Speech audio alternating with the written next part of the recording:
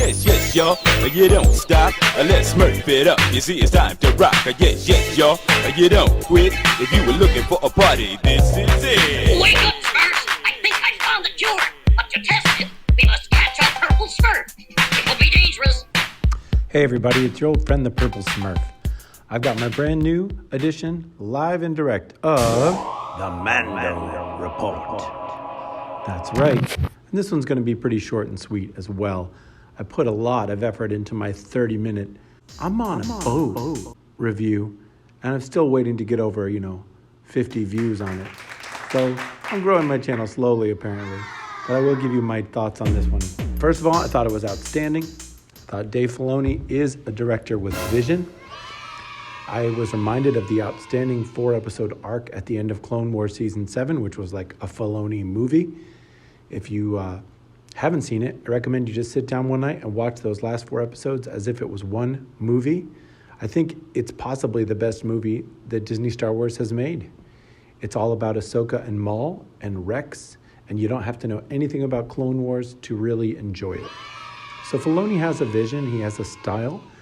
Downside about the Filoni vision and style is that it can be a little maudlin, a little bit shallow, a little bit formulaic. But within those constraints, he has a thing and he does his thing very well. And everything about his style is summed up in this episode. I thought Rosario Dawson just blew it away.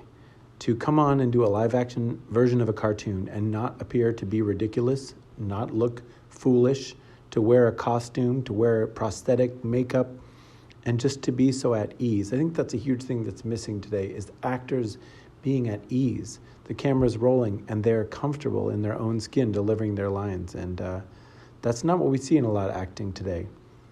So Rosario just really brought that. Just very easy performance, easy to watch, and totally believable. So huge props for casting her. She did a great job. Now, on the critical side.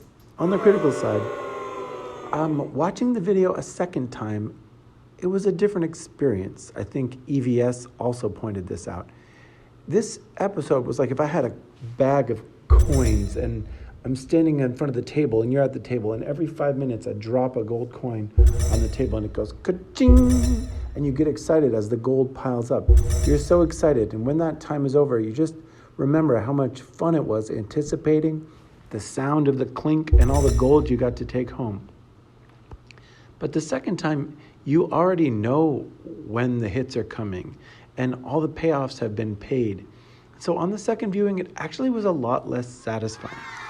Because the second time you're told that the name is GROGU, it just doesn't hit you like the first time. Or the second time you see Ahsoka, everything doesn't hit as strong the second time.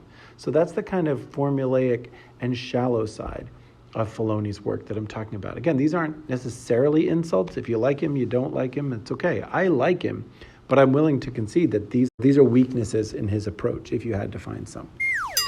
So it just didn't hold up as strongly under the second viewing for all those reasons, that those big payoffs when the gold coin hits the table, they don't pay so much the second time. And then the wait time, waiting for the next coin to drop, isn't as riveting because you already know what it's going to be. Last point, I think, before we wrap this one up is, the overly stylized Asian aesthetic. I get it. It was a love letter to Kurosawa and samurai films, some even being shot for shot, homages.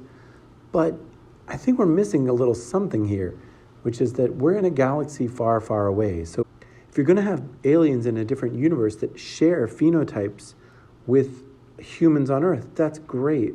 But it doesn't mean they would necessarily share other cultural hallmarks. So I just think it's a little lazy. You have an actor and you use them and then you use all the Earth hallmarks that go with their ethnicity and culture. It's just a little lazy.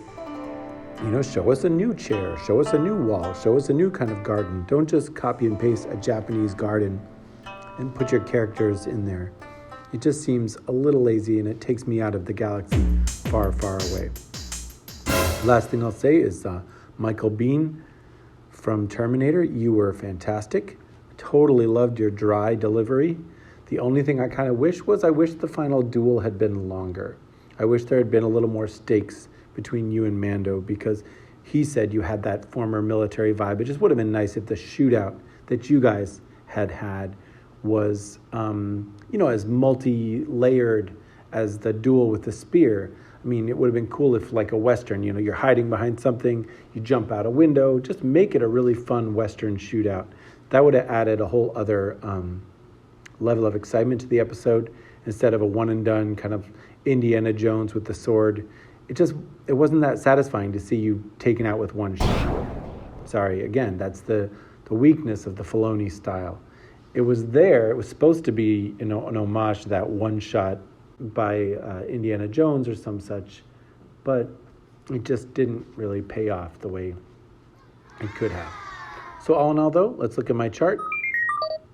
All in all, this episode was great. I know I seem to be critical of it by turn, but that's okay. You can criticize something and still acknowledge that it was pretty darn good.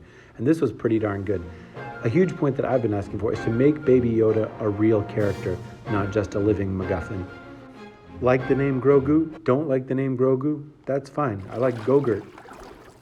And I like yogurt. But at least now he has a name, he has a backstory, he has a history, and thus he has a future. So I really appreciate that. That, to me, was a saving grace for this season. If he was just a living MacGuffin, the whole series just kind of falls apart, for me at least. Whether or not this was the right answer, that he should be sent on another side quest. Take the magic baby and put the magic baby on the magic stone, and then it'll send a call, ask the Force to summon the Jedi. That just seemed a little arbitrary, and it was a letdown. There's so much anticipation to meet Ahsoka, so much impact when she finally arrives, but then we just got to say goodbye to her, just like we said goodbye to Bo-Katan. It's just sort of like we meet people and then we say goodbye. It would be nice to have someone stick around. Well, anyway, that's my take on this week's episode of The Mandalorian. And while you're here, check out the trailer for my new comic book, Tales of Zero. It's coming in February to Indiegogo. Get on the mailing list now and get yourself a free 3D poster. It's a sci-fi, horror, diesel punk adventure with heart, laughs, scares, and surprises. So check it out right here.